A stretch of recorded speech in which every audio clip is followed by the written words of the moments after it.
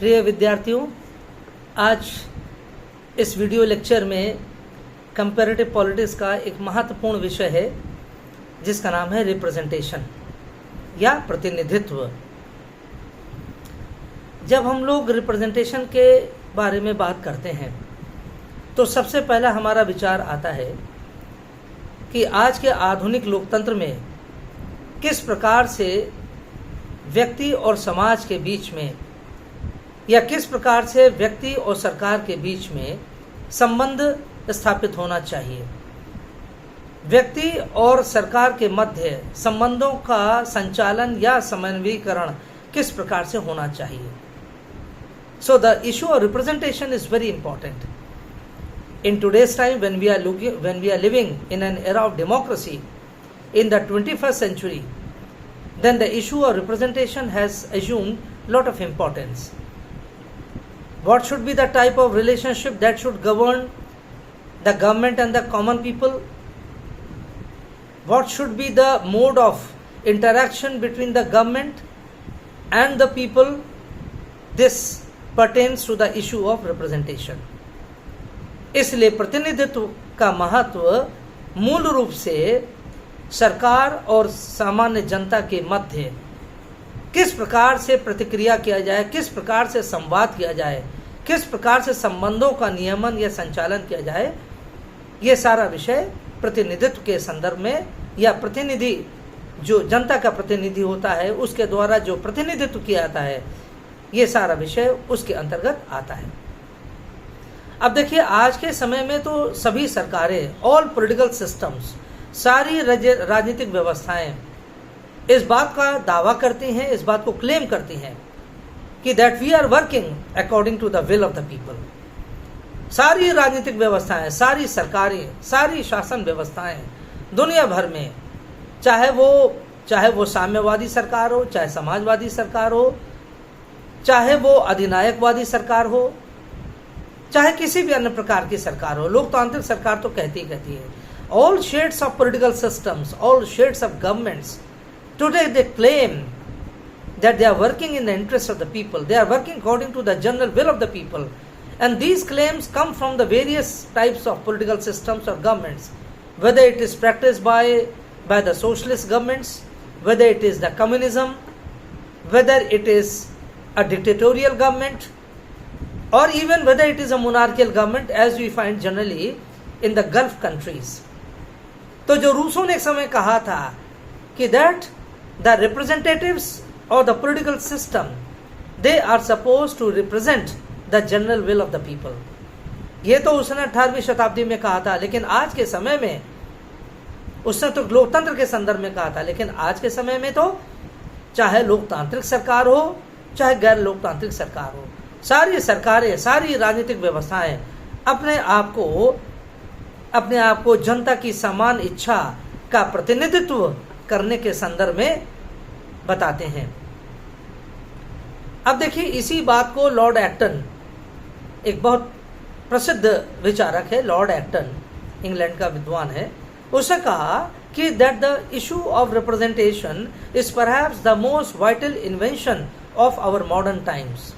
It is the most vital invention of the modern times we are living in. Lord Acton क्या कहता है कि प्रतिनिधित्व का सिद्धांत इतना अधिक महत्वपूर्ण हो गया है कि आज के इस आधुनिक युग में यह सबसे महत्वपूर्ण राज व्यवस्था से या राजनीतिक व्यवस्था से जुड़ा हुआ सिद्धांत है, सबसे महत्वपूर्ण विषय हो गया है यह प्रतिनिधित्व का सिद्धांत। और उसने कहा कि लॉर्ड एक्टन कहता है, बिना प्रतिनिधित्व के सिद्धांत को जाने बिना, इसका विश्लेषण किए बिना हम राजनीतिक व्यवस्थाओं में क्या होता है, जनता और शासन व्यवस्था के मध्य कैसा समन्वय होना चाहिए, किस प्रकार का समन्वय होना चाहिए, बिना हम प्रतिनिधित्व के सिद्धांत को जाने हम नहीं कर सकते हैं। और इसी बात को तो जो क्लासिकल थ्योरी ऑफ जो रिप्रेजेंटेशन है, क्लासिकल थ्योरी ऑफ रिप्रेजेंटेशन अर्थात प्रतिनिधित्व का शास्त्रीय सिद्धांत या प्रतिनिधित्व का जो परंपरागत सिद्धांत है, जिसका मूल रूप से विश्लेषण किया गया है जॉन स्टुअर्ट मिल के द्वारा।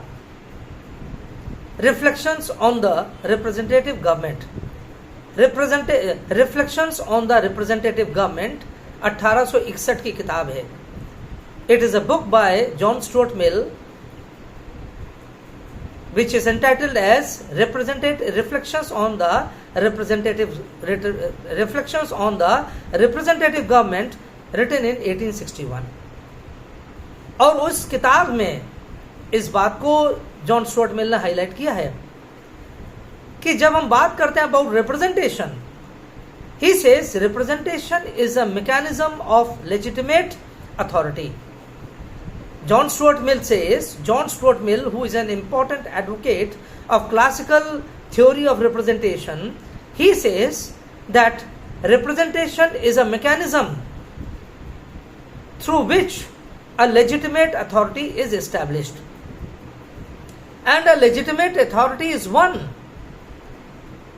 through which the political power flows from the common people to the parliament and from the parliament to the government। फिर से समझ लीजिए, ये क्लासिकल थ्योरी ऑफ रिप्रेजेंटेशन जिसका J.S. मिल बहुत बड़ा एडवोकेट है, समर्थक है, वो कहता है कि that what is representation? When he says representation is a mechanism by which a legitimate authority is established, and this legitimate authority means that political power flows from the people to the parliament and from the parliament to the government। यानी ये जो प्रतिनिधित्व का पारंपरिक सिद्धांत है, शास्त्रीय सिद्धांत है, परंपरागत सिद्धांत है, वो ये सिद्धांत कहता है कि प्रतिनिधित्व ये वो प्रक्रिया है जिसके माध्यम से एक वैधानिक सत्ता की स्थापना होती है। प्रतिनिधित्व एक ऐसी प्रक्रिया है जिसके माध्यम से वैधानिक सत्ता की स्थापना होती है, लेजिटिमेट अथॉरिटी की स्थापना होती है। और वैधानिक सत्ता से तात्पर्य है कि राजनीतिक शक्ति का प्रवाह जनता से आरंभ हो और वो संसद तक पहुंचे, संसद से फिर वो शासन व्यवस्थाओं तक पहुंचे या सरकारों तक पहुंचे। ये जॉन स्टुअर्ट मिल बताता है रिप्रेजेंटेशन के बारे में। Reflections on the representative governments 1861 की पुस्तक है ये। वहां ये बताता है what is representation. So he means to say that representation basically means a kind of a mechanism. It is a mechanism, ये एक वो प्रक्रिया है, ये एक पद्धति है जो किसी वैधानिक सत्ता को स्थापित करती है, विच एस्टैब्लिशेस अ लेजिटिमेट अथॉरिटी। प्रतिनिधित्व वो प्रक्रिया जिसके माध्यम से एक वैधानिक सत्ता की स्थापना करी जाती है। और वैधानिक सत्ता होती क्या है? कहता है वैधानिक सत्ता का तात्पर्य है मूल रूप से राजनीतिक शक्ति। और ये वो राजनीतिक शक्ति होती है जो सामान्य जनता से निकलती है, सामान्य जनता की इच्छा से निकलती है, जो रूसो बोलता है जनरल विल, सामान्य जनता की इच्छा से निकलती है, उसके वोट के द्वारा। और ये जो उसकी इच्छा वोट के माध्यम से, मतदान के माध्यम से व्यक्त होती है, इससे पार्लियामेंट का गठन होता है। और जब पार्लियामेंट में ये शक्ति आती है, जनता की शक्ति आती है, तो यही पार्लियामेंट फिर शासन व्यवस्था को जन्म देती है। This parliament leads to the creation of the government, that is, unless the parliament grants power to the government cannot do anything. So this is the concept of John Stuart Mill, who supports the theory of classical theory of representation. अब देखिए इस बात को एवी dicey भी यही कहता है। आपने एवी डाइसी का नाम सुना है, जिसने रूल ऑफ लॉ के बारे में बात कही है। And incidentally both scholars come from England. दोनों विचारक, चाहे जॉन स्टुअर्ट मिल हो चाहे डाइसी, दोनों इंग्लैंड के विचारक हैं। लेकिन देखिए ये जो बात ये कह रहे हैं, मिल साहब कह रहे हैं, उसमें कमी क्या है? उसमें कमी यह है कि वो कहते हैं कि वैधानिक सत्ता से तात्पर्य है जनता से निकली हुई शक्ति जो संसद में पहुंचती है और संसद फिर शासन व्यवस्था को या राजनीतिक व्यवस्था को स्थापित करती है। अब देखिए, अगर हम आज के संदर्भ में देखें, ये बात पूरी तरह से सत्य नहीं है। आज तो जो राजनीतिक सत्ता की स्थापना हो रही है निश्चित रूप से जनता के वोट के द्वारा हो रही है। It is the people's vote, what he says, it is the people's vote that is leading to the creation of a legitimate authority, but this legitimate authority is more in the form of executive than in the form of legislature. आज जो जो आज प्रतिनिधियों का जो चुनाव हो रहा है जनता के मतदान से, उससे तो मूल रूप से कार्यपालिका का गठन हो रहा है। और हम लोग कहते हैं, अक्सर कहते हैं कि that it is executive that determines the direction of the legislature. वास्तव में तो कार्यपालिका आज इतनी शक्तिशाली हो गई है, वही ये तय कर रही है कि व्यवस्थापिका क्या होनी चाहिए, कैसी होनी चाहिए, व्यवस्थापिका का एजेंडा क्या होना चाहिए। कार्यपालिका आज व्यवस्थापिका के कार्यों को, उसके बिजनेस एजेंडा को सेट कर रही है। तो आज के संदर्भ में ये बात पूरी तरीके से जो जॉन स्टुअर्ट मिल कहता है कि this is a mechanism by which people are electing the legislature. People are taking part in the composition of the legislature, and from legislature executive comes out. आज तो बहुत इसके विपरीत बात हो गई है। आज तो इलेक्शन जो हो रहे, चाहे अमेरिका के आप प्रेसिडेंशियल इलेक्शन देख लीजिए, आज जो इलेक्शंस हो रहे हैं पूरी तरीके से कार्यपालिका का हो रहा है। और इसीलिए कहते हैं the American executive is the strongest executive of the world. America का जो कार्यपालिका, अमेरिका का राष्ट्रपति दुनिया का सबसे शक्तिशाली कार्यपालिका अध्यक्ष है। भारत में भी यही है। तो जो आज प्रतिनिधियों का चुनाव हो रहा है, वो चुनाव मूल रूप से कार्यपालिका का गठन किया जा रहा है, प्रत्यक्ष रूप से जनता के द्वारा कार्यपालिका का गठन किया जा रहा है, ना कि व्यवस्थापिका का। इसलिए इस थ्योरी में ये कमी है। अच्छा, अब देखिए, जब इस थ्योरी के बारे में बात करते हैं तो एक दो बातें और भी हमें थोड़ा ध्यान रखना होगा। माइकल कर्टिस एक विचारक है, अमेरिकन थिंकर है। कंपैरेटिव गवर्नमेंट एंड पॉलिटिक्स, ये उसकी पुस्तक है। Michael Curtis, comparative government and politics, 1968 में इसकी पुस्तक आई थी, यही वाली। तो माइकल कर्टिस ने इसको और थोड़े अच्छे प्रकार से इसको परिभाषित किया है रिप्रेजेंटेशन की बात को, और उसने कहा है कि that representation is a process. उसने मैकेनिज्म कहा, इसने प्रोसेस कहा। जॉन स्टुअर्ट मिल ने मैकेनिज्म कहा, कर्टिस कह रहा है प्रोसेस। दोनों लगभग एक बात है, लेकिन यहां पर ये क्या कह रहा है, कर्टिस क्या कह रहा है, representation is basically a process by which the views, the attitudes and the preferences of the common people are getting translated into governmental action on behalf of the elected representatives of the people. समझ लीजिए क्या कह रहा Michael Curtis, comparative government and politics उसकी पुस्तक है 1968 की। और इस पुस्तक में वो कहता है कि that representation is basically a process by which the views, the attitudes, the preferences, the choices, the desires or the aspirations of the people get translated into governmental actions and governmental policies on behalf of the representatives of the people, on behalf of the representatives of the people। अब आप समझ लीजिए क्या कह रहा है। कहता है कि प्रतिनिधित्व तो एक ऐसी प्रक्रिया है जिसके माध्यम से जनता की इच्छाएं, जनता की आकांक्षाएं, जनता की रुचियां, जनता की आवश्यकताएं इत्यादि इत्यादि शासन की नीतियों में परिवर्तन होती हैं। ये वो प्रक्रिया है जिसके माध्यम से, यानी प्रतिनिधित्व वो प्रक्रिया है जिसके माध्यम से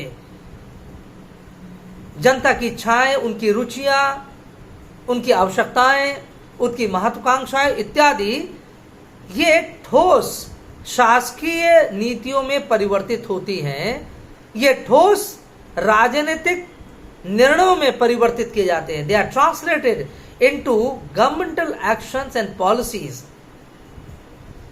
ऑन बिहाफ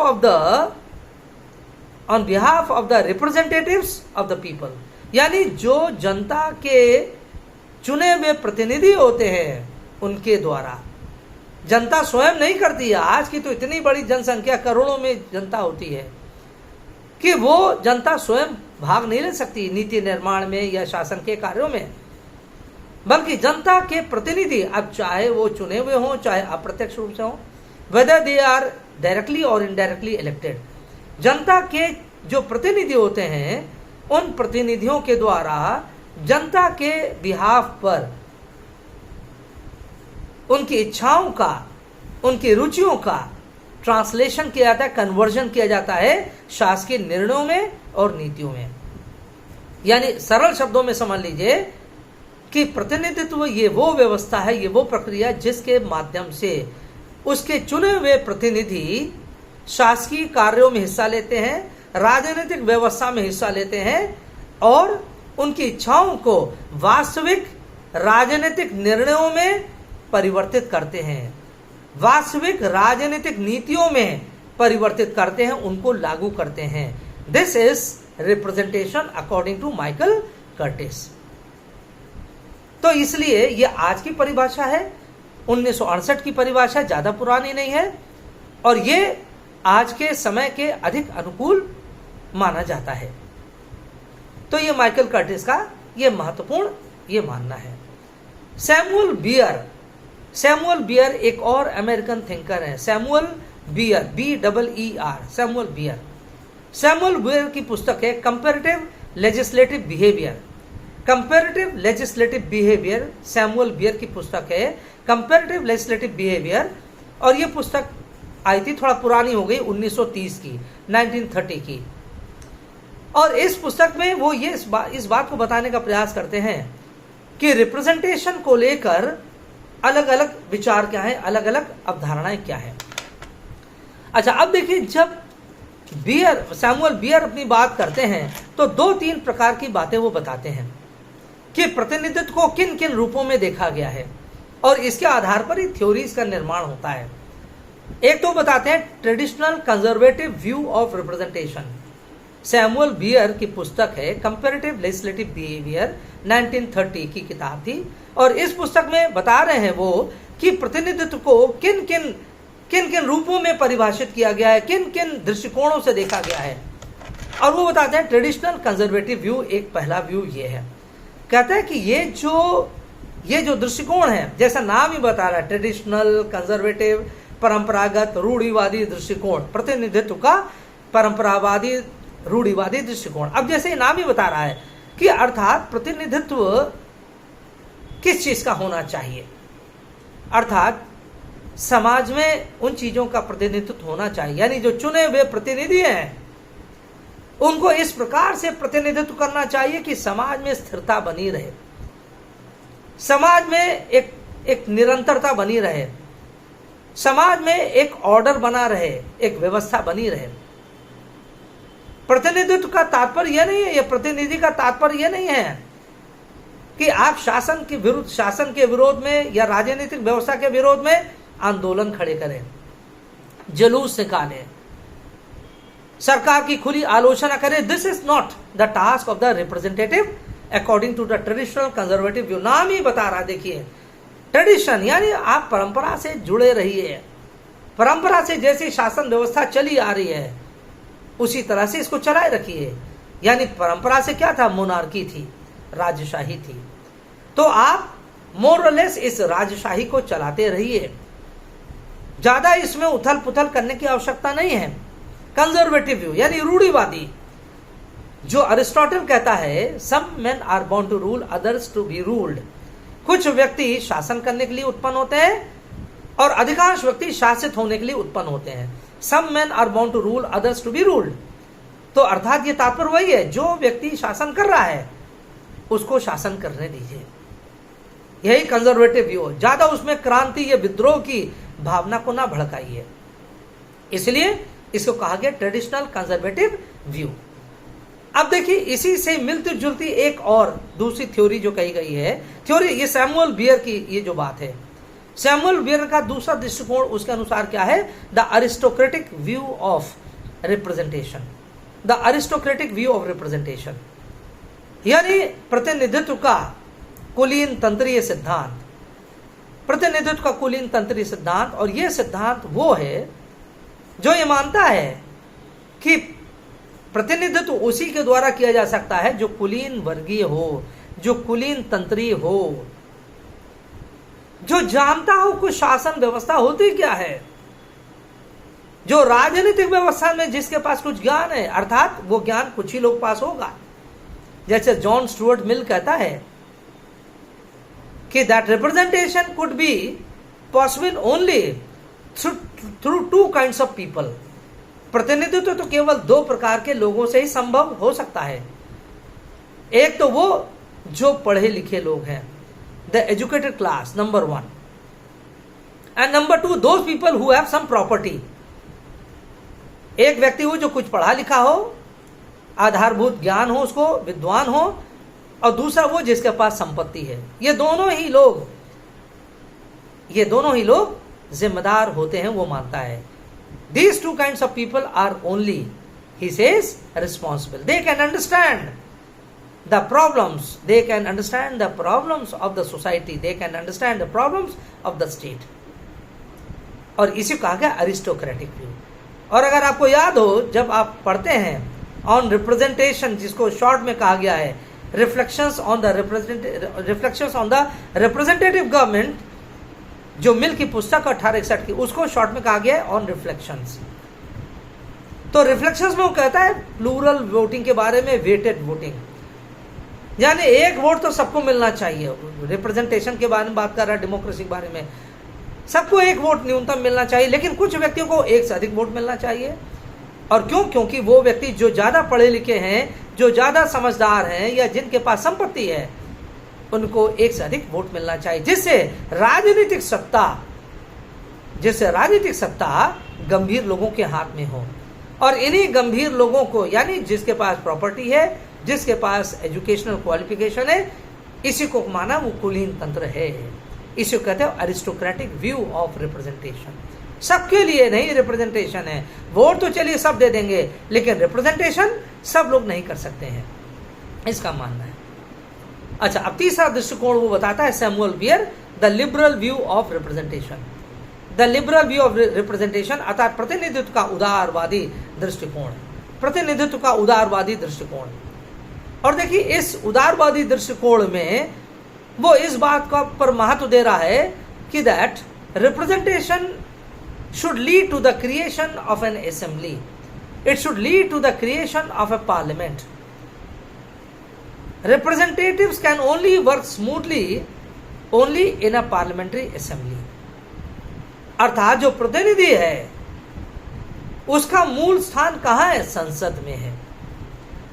संसद में अगर वास्तव में अगर संसद के निर्माण के द्वारा प्रतिनिधित्व प्रदान किया जाता है, कहता है वास्तविक प्रतिनिधित्व वही है, क्योंकि संसद में वो जाएगा, वो प्रतिनिधि, जनप्रतिनिधि संसद में जाएगा और वहां पर जन मुद्दों को उठाएगा, जनता के अधिकारों के बारे में बात करेगा, जनता के सामने क्या कठिनाइयां हैं, उनकी आवश्यकताएं क्या हैं, उनकी महत्वाकांक्षाएं क्या हैं, ये केवल एक प्रतिनिधि संसद में उठा सकता है, या किसी वैधानिक संस्था में या लोकतांत्रिक संस्था में ही उठा सकता है। यह किसी कॉरपोरेट ग्रुप में, किसी क्लब में, किसी कॉफी हाउस में, किसी लाइब्रेरी में, किसी जनसमूह में ये नहीं हो सकता है, ये केवल संसद में हो सकता है। इसलिए कहता है ये जो जॉन स्टुअर्ट मिल इसका भी प्रवर्तक है, और इससे ज्यादा जो प्रवर्तक हैं, यानी इसके जो पैरवी करता है, एडवोकेट्स हैं, वो और मॉडर्न थिंकर्स में आ जाते हैं,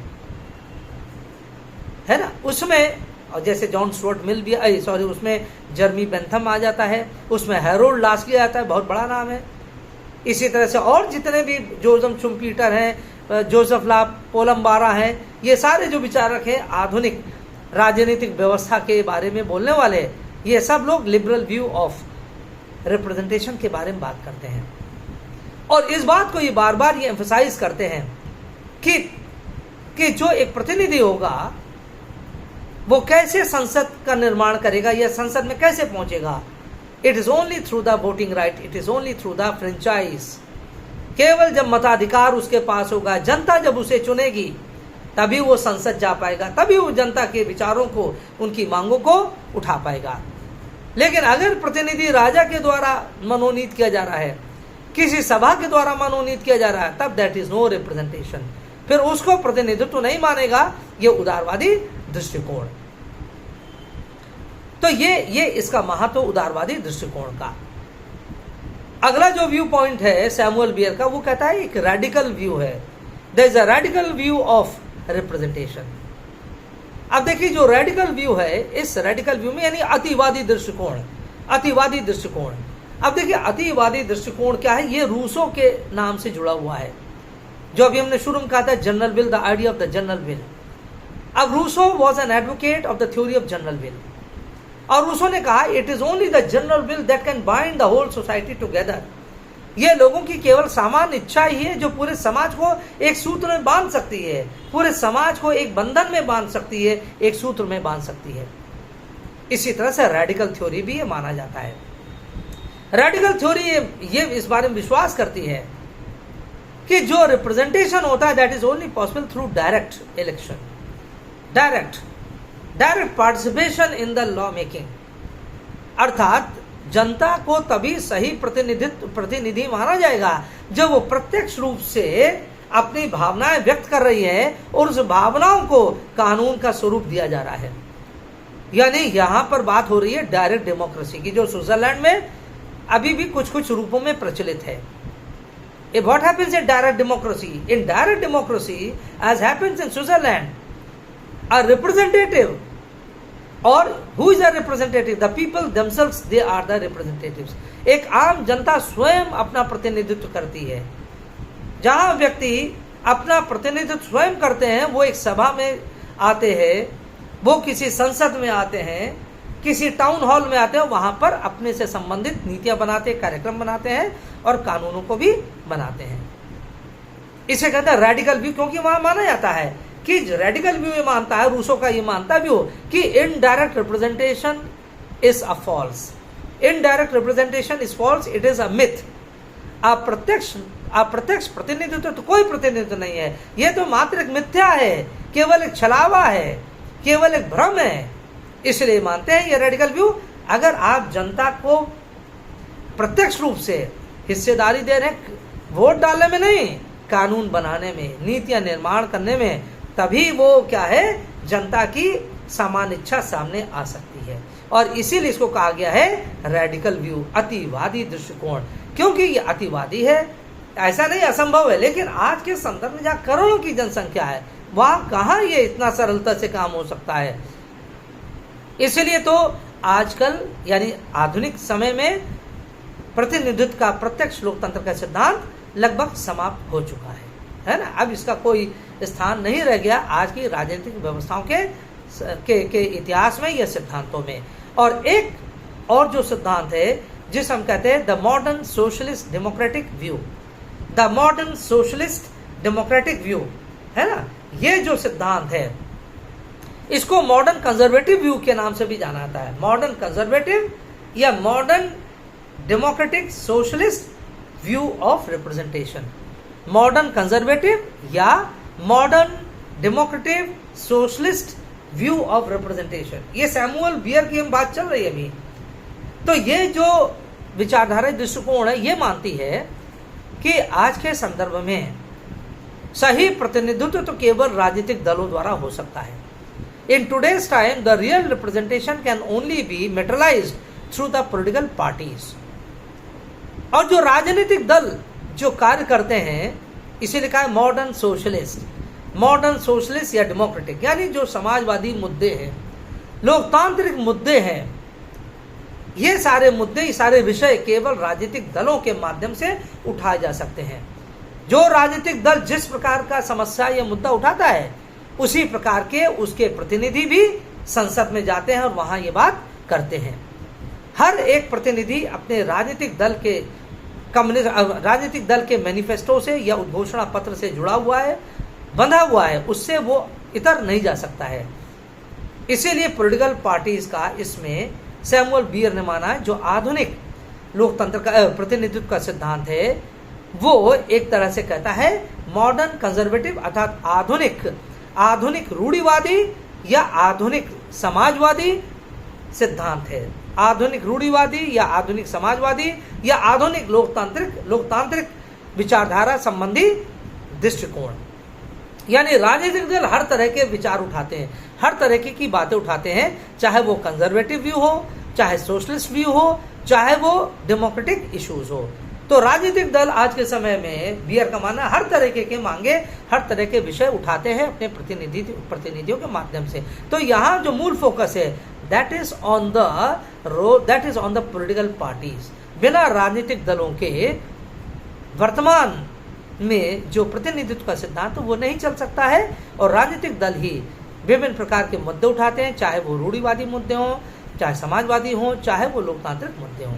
तो इतने प्रकार के सैमुअल बियर विषयों को उठाता है जो इतने प्रकार के सिद्धांतों के बारे में वो बात कर रहा है, जो प्रतिनिधित्व के सिद्धांत से जुड़ा हुआ है। अच्छा, अब देखिए जितनी हमने ये बातें किया है इसके आधार पर एक विचारक और भी है, और वो जो विचारक है काफी महत्वपूर्ण हो जाता है, क्योंकि उस विचारक ने जो अपनी बात कही है उसके आधार पर भी वो जो विचारक है उसका नाम है एल.पी. बाराडाट। BARADAT LP.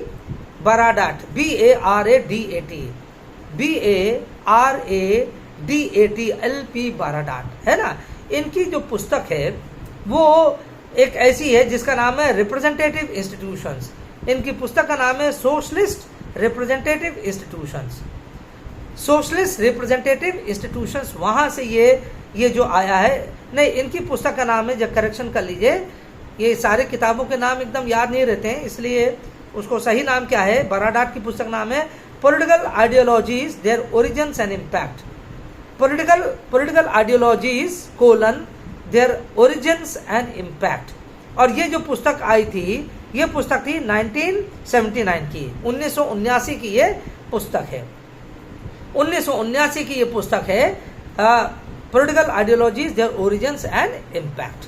अच्छा, अब देखिए ये जो बाराडाट ने सिद्धांत दिए हैं, प्रतिनिधित्व के सिद्धांत दिए, जैसे हमने अभी बताया आपको कि माइकल कर्टिस ने अपनी कुछ बातें बताई, सैमुअल बियर ने बताया रिप्रेजेंटेशन बारे में, उसी तरह से एल.पी. बाराडाट भी अपने बारे में बात बता रहे हैं, और बता रहे हैं कि प्रतिनिधित्व के सिद्धांत को हम कितने रूपों में देख सकते हैं। पहला तो ये दृष्टिकोण बताता है, पहला सिद्धांत बताता है द रिएक्शनरी थ्योरी। अब देखिए जो रिएक्शनरी थ्योरी है यानी प्रतिक्रियावादी सिद्धांत। अब देखिए जैसे अभी हमने सैमुअल बियर के बारे में बात कर रहे थे, जो पहली थ्योरी का नाम बताया था द ट्रेडिशनल कंजर्वेटिव थ्योरी, उसी के समानांतर ये है द रिएक्शनरी थ्योरी। जो रिएक्शनरी थ्योरी यानी प्रतिक्रियावादी सिद्धांत है, इसका तात्पर्य है कि जहां तक प्रतिनिधित्व का सवाल है वहां पर राजशाही से अच्छा कोई भी प्रतिनिधित्व नहीं कर सकता। That is monarchy is perhaps the best form of government. राजशाही या राजतंत्र से अच्छा कोई प्रतिनिधित्ववादी व्यवस्था नहीं हो सकती है, क्योंकि राजा एक ऐसा होता है व्यक्ति जो बाराडाट साहब समझते हैं, या जिसको बहुत पहले प्लेटो मानता था, फिलोसफर रूलर की संज्ञा देता था, दार्शनिक राजा के बारे में जो प्लेटो बात कहता था, उसी बात को बाराडाट भी कहते हैं। Monarchy is perhaps the best medium to represent the will and the interest of the people. जनता के मुद्दों को, जनता की इच्छाओं को, आकांक्षाओं का प्रतिनिधित्व जितना अच्छा एक सक्षम राजा कर सकता है, राजतंत्र कर सकता है, एक अच्छा राजा और उसका अच्छा प्रशासन जितना अच्छा वो कर सकता है, उतना कोई नहीं कर सकता है। और इसलिए वो कहता है कि therefore people should have faith in the wisdom of the people, or in the wisdom of the government, in the wisdom of the monarch। इसलिए लोगों की आस्था होना चाहिए राजा के और उसके प्रशासन के योग्यता में। People should have faith in the ability of the monarch and his administration. राजा का विरोध नहीं करना चाहिए भाई, जैसे हॉब्स ने लेविथन में कहा था that no one shall have the right to revolt against the king. किसी को बहुत अगर राजा से शिकायत है, उसके प्रशासन में नहीं रहना, he should have, then he should flee the state, he should go away from the state, he should escape from the state. वो वहां से भाग जाए, चला जाए, ये अच्छा है बजाय कि राजा का विरोध करना। So this is called as the reactionary theory. इसको क्या कहा जाता है? रिएक्शनरी थ्योरी यानी प्रतिक्रियावादी सिद्धांत कहा जाता है। और ये जो नाम जुड़ा आधुनिक समय में, जो नाम जुड़ा है, जैसे हमने बताया थॉमस हॉब्स से नाम जुड़ा लेविथन से। और अगर हम आधुनिक समय में आ जाए, आधुनिक तो बहुत नहीं है, लेकिन अलेक्जेंडर हैमिल्टन भी इसी बात का समर्थक था। अलेक्जेंडर हैमिल्टन जब उसने बात किया था, अमेरिका का जब संविधान बनना था, तो उसने केंद्र सरकार की शक्तियों को अभूतपूर्व रूप से बढ़ाए जाने की वकालत किया था और इतने अधिकारों के बारे में बात किया था। उसने कहा था कि मौलिक अधिकार अगर ना भी जोड़े जाए अमेरिका के संविधान में तो भी कोई इससे विशेष फर्क नहीं पड़ेगा, लेकिन केंद्र को शक्तिशाली अवश्य होना चाहिए। इसलिए अलेक्जेंडर हैमिल्टन का नाम आप थोड़ा सा अभी पिछले 200 सालों में इस थ्योरी से जुड़ा हुआ है और उससे पहले थॉमस हॉब्स का नाम जुड़ा हुआ है। अगली जो थ्योरी है, जो बरादात ने कहा है, जो रिप्रेजेंटेशन की थ्योरी में बात किया जा सकता है, that is a elitist theory. Elitist यानी अभिजनवादी सिद्धांत, एलिटिस्ट थ्योरी। अच्छा, अब देखिए ये जो अभिजनवादी सिद्धांत है, जैसा नाम ही बता रहा है, अभिजन, that is the elites. The elites, जैसे अभी हमने पहले आपको बताया था पिछली थ्योरी में, अरिस्टोक्रेटिक व्यू ऑफ रिप्रेजेंटेशन, जब हम बात कर रहे थे सैमुअल बियर के बारे में। अब देखिए समानांतर यही बात, यानी करस्पॉन्डिंग पैरेलल इसका यही है यहाँ पर कि ये बारे में बात कर रहे हैं एलिटिस्ट थ्योरी। अब जो एलिटिस्ट थ्योरी है वो ये बात कर रही है कि it is only the elites of the society who can give direction to the people. यानी अगर किसी समाज में अभिजन नहीं होगा, अभिजन मतलब विशिष्ट जन नहीं होंगे, काबिल लोग नहीं होंगे, तो समाज नहीं चल सकता। अभिजनवादी सिद्धांत ये मानता है, elitist theory believes that everyone can not be an elite. हर कोई व्यक्ति अपने आप में अभिजन हो जाए, विशिष्ट जन हो जाए, तो सवाल ही नहीं उठता है। Only few people are gifted with the talent of administration. Only few people have the leadership traits और लीडरशिप स्किल्स, कम्युनिकेशन स्किल्स। कुछ ही लोगों में इस प्रकार का ये हुनर होता है कि नेतृत्व प्रदान कर सकें, जनता को रास्ता दिखा सकें। और इसलिए एलिटिस्ट के हमें एलिटिस्ट जो यानी एलीट जो है, हमें उनकी योग्यता में विश्वास करना चाहिए, क्योंकि जो एलीट है अपनी विशिष्ट योग्यता से ही आगे बढ़ता है, अपनी जन्मजात अपनी निपुणता से आगे बढ़ता है। और इस प्रकार की थ्योरी के जो समर्थक हैं, आपने सुना ही है नाम, रॉबर्ट यानी जो विल्फ्रेडो परेटो, यानी परेटो, मोस्का और मिशेल्स। परेटो, मोस्का और Michels, Robert Michels, the iron law of oligarchy, the iron law of oligarchy, ये उसकी किताब का नाम है मिशेल्स का। परेटो की किताब का नाम है the mind and society. Pareto की पुस्तक का नाम है द माइंड एंड सोसाइटी। और मोस्का की पुस्तक का नाम है द रूलिंग क्लास। मोस्का की पुस्तक का नाम है द रूलिंग क्लास। ये तीनों विचारक इसी बात को ये स्पष्ट करने का प्रयास करते हैं कि बिना अभिजनों के ये नहीं, समाज नहीं चल सकता। और इसी बात को बरादात ने अपने थ्योरी में कहा है कि प्रतिनिधियों के संदर्भ में ये भी एक दृष्टिकोण सामने हमारे आता है। अगली थ्योरी जो बरादात ने हाईलाइट किया, that is called as the conservative theory. Conservative theory अर्थात रूढ़िवादी सिद्धांत। रूढ़िवादी सिद्धांत जो हमने अभी जब हम सैमुअल बियर के बारे में बता रहे थे, वहां पर भी इसी प्रकार की रूढ़िवादी परंपरावादी सिद्धांत आए, तो यहाँ पर भी उन्होंने यही बात कही है। यहाँ पर आया है कंजर्वेटिव थ्योरी, यानी प्रतिनिधित्व के संदर्भ में एडमंड बर्ग का जो सिद्धांत है, reflections on the revolution in France, उसकी पुस्तक है, बड़ी चर्चित उसका ये पुस्तक है। और साथ साथ एक विचारक और है, यानी एक राजनेता और है, जिसका नाम है जेम्स मेडिसन।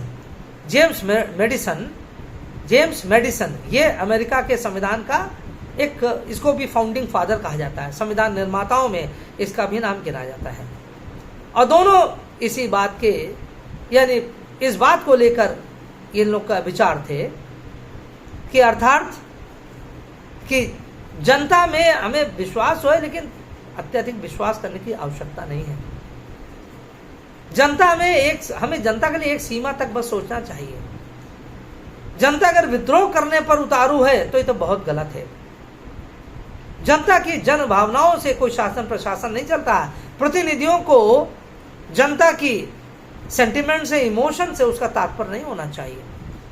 और इसीलिए देखिए, जब वो अपनी पुस्तक लिखता है Edmund Burke, revolutions in the reflections on the revolution in France, France की राज्य क्रांति पर एक निबंध, तो वहां पर वो फ्रांस की राज्य क्रांतिकारियों की आलोचना करता है और कहता है जो क्रांतिकारी थे इन्होंने अपने दिमाग से काम नहीं किया, अपने हृदय से काम किया, अपनी भावनाओं, आवेगों और संवेगों के आधार पर इन्होंने काम किया और अपने ही देश को पूरा तहस नहस कर दिया, बर्बाद कर दिया, जला डाला।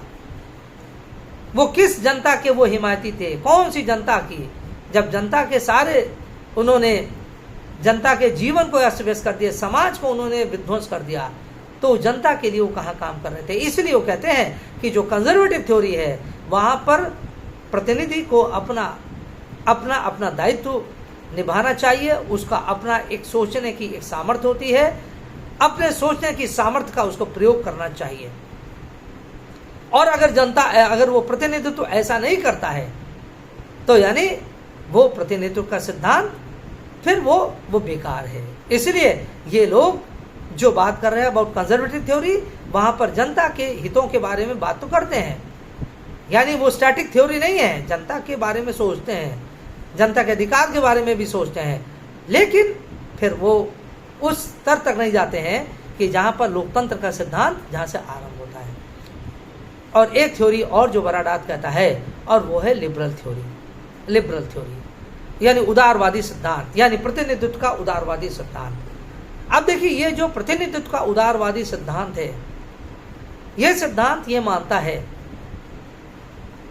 कि वास्तव में जो रिप्रेजेंटेशन है, वो जनता का जो प्रतिनिधित्व है, वो जनता के द्वारा चुने हुए जो लोग होते हैं, अर्थात राजनीतिक दल और राजनीतिक दलों के माध्यम से जो लोग चुनाव लड़ते हैं, उनके माध्यम से ही प्रतिनिधित्व वास्तविकता में आ सकता है।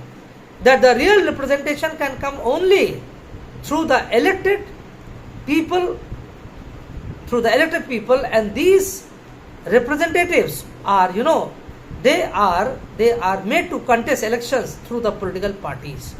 जो लिबरल व्यू है, यानी लिबरल व्यू इसीलिए कहा उदारवादी, यानी राजनीतिक दल जो विभिन्न मुद्दे उठाते हैं वो अपने नुमाइंदों के माध्यम से, अपने प्रतिनिधियों के माध्यम से, और जो वो प्रतिनिधि आम जनता के द्वारा चुन लिया जाता है, तो फिर वो लोकतंत्र के लिए कार्य करता है, वो जनता के लिए कार्य करता है।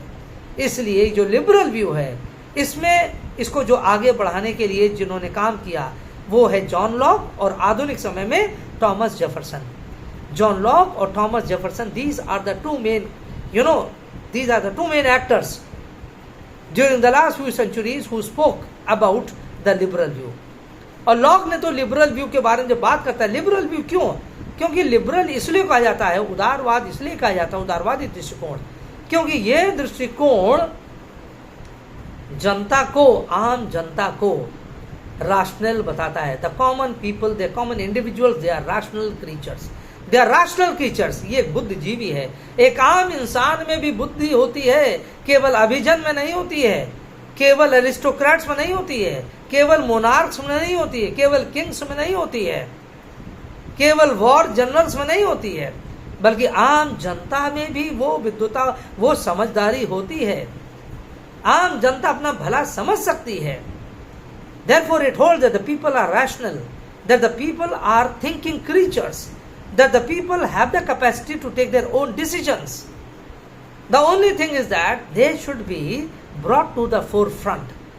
यही लिबरल है, यही उदारवाद है कि आम जनता के सामर्थ्य में, बुद्धि में आस्था व्यक्त करती है ये सिद्धांत। लॉक तो था ही, लॉक को इसीलिए लिबरल थ्योरी कहते हैं, क्योंकि कहता है जनता के कुछ अधिकार है, जन्मगत अधिकार है, इनबॉर्न राइट्स हैं। ये अधिकार उसको कोई देता नहीं है, जीवन, स्वतंत्रता और संपत्ति का अधिकार। टॉमस जेफरसन ने भी इसी बात की पैरवी किया था। और जो बाद में अमेरिका के संविधान में 10 जो मौलिक अधिकार जोड़े गए through the first 10 constitutional amendments in the US constitution 1793 के लगभग इन द ईयर अराउंड 1793 में जो फंडामेंटल राइट्स ऐड किए गए थे संविधान में, अमेरिका के संविधान में, वो टॉमस जेफरसन की बहुत बड़ी भूमिका थी। और उसे कहा था बिना जनता के अधिकारों के, बिना जनता के स्वतंत्रताओं के चार्टर को जोड़े बिना हम किसी भी लोकतंत्र को हम सफल नहीं बना सकते, किसी भी शासन व्यवस्था को हम सफल नहीं बना सकते। इसलिए liberal theory believes in the capacity of the individuals, it believes in the worth of the individuals, it believes in the dignity of the individuals, and without these cardinal principles pertaining to an individual or to a common individual, perhaps no principle of democracy can be made successful. इसीलिए इसको liberal view कहा गया है, इसीलिए इसको उदारवादी सिद्धांत कहा गया है। अब विद्यार्थियों, यहाँ पर मैं अभी इस वीडियो को रोक रहा हूँ, इसका कंक्लूडिंग पार्ट अभी दूसरे वीडियो में मैं शुरू करूँगा, है ना। तो थोड़ा सा बस विलंब होगा, इसके बाद I am going to come up again in the next video. Thank you very much.